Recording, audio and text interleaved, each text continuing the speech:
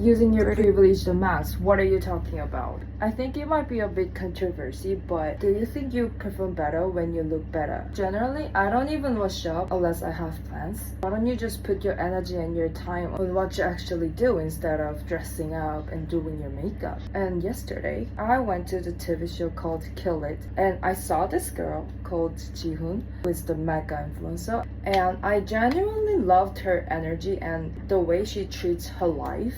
And I remember her kept saying like, when you dress up, when you look better, you feel better, you have more confidence, so you perform better. So why don't I try this? It's not like you need makeup, you need to dress up. If you feel 100% confident about it, it's good for you. But I know that I'm kind of person who, when I dress up nice, I feel better and I feel more confident. I thought, why don't I try it out? I want to change my life.